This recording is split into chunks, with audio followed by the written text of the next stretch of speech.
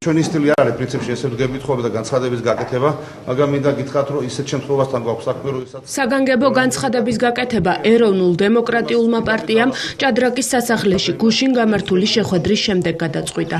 ბაჩუკი ქარდავა ფიქრობს, რომ საქართველოში სიტუაცია რუსული სცენარით ვითარდება და აუცილებლად მიიჩნევს პოლიტიკური ბრძოლა გამოუცხადოს ოპოზიციის ერთიანობით შენიღბულ მოსკოვის ანტიქართულ გეგმას.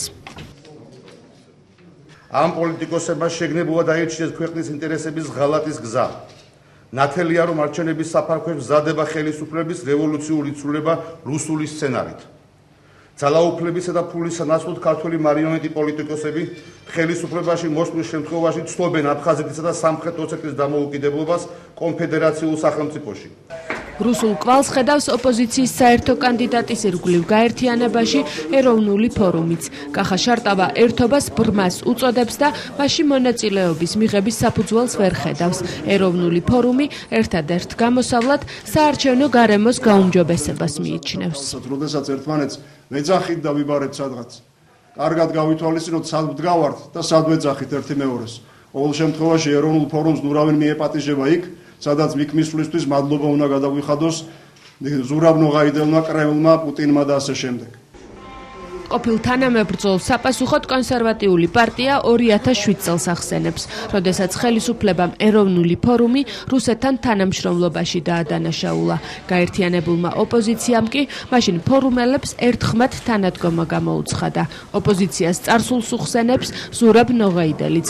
იმ დროს, როდესაც 2007 წლის აქციების პერიოდში რუსეთთან კავშირში დადანაშაულების გამო ოპოზიციამ ნაწილობრივ უკან დაიხია და თითქმის დამარცხებული ხელისუფლება გამარჯვებული დარჩა.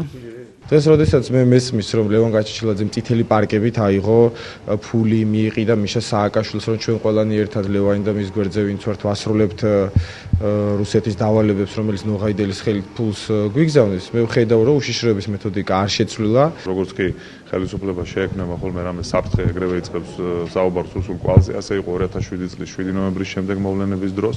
ამაზე ვესაუბრეს მათ შორის ოპოზიციაში კოლეგებს, მაშინ ოპოზიციამ შეიძლება ითქვას, აი ამის გამო, აი ამ იარლების გამო უკან დაიხია, ჩვენ უკან ნამდვილად არ დავიხერთ. თუ ნოღაიდელი მის მიმართ გამოთქმული ბრალდებების უკან ხელისუფლებას ხედავს, სალომე ზურაბიშვილის სხვა დასკვნას აკეთებს. უცხოეთიდან დაბრუნებული საქართველოს გზის ლიდერი ჟურნალისტებთან დღეს პირველად გამოჩნდა და ნოღაიდელს ხელისუფლების პროექტი უწოდა. ზურაბიშვილი ოპოზიციას ნოღაიდელისგან გამიჯვნას ურჩევს. ჩვენ უნდა დავდგეთ ერთი კანდიდატის ირგვლივ და უნდა მოვიშოროთ ის პროვოკაცია, რომელიც დღეს და ჩანს, მე მგონი ყველასთვის დასანახავი არის, ანგრევს ოპოზიცია. მე ვებრძვი მიხეილ სააკაშვილს, იმიტომ რომ ის არის რუსული ძალა ამ ქვეყანაში და მე რუსული ძალა ამ ქვეყნიდან გავიყვანო იმისთვის, რომ სხვა რუსული ძალა შემოვიყვანო, მე მგონი ყველასთვის გასაგებია, რომ აბსურდი იქნება. ბრალდებებს უსაფუძვლოს უწოდებს ირაკლი ალასანიას გუნდი. ზურაბ აბაშიძე ამბობს, რომ საერთო ბლოკად ჩამოყალიბებას ოპოზიცია ზურაბ ნოღაიდელის ირგვლივ არც აპირებს. ახლა მთავარი თვითმმართველობის არჩევნებისთვის მერობის საერთო კანდიდატზე შეთანხმებაა.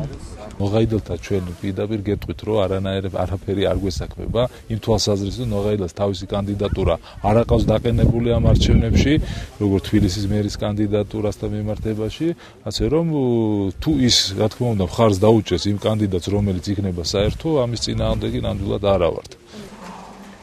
ვინ დგას ზურაბ ნოღაიდელის უკან? ან იწერება თუ არა საქართველოს გეგმა რუსეთში?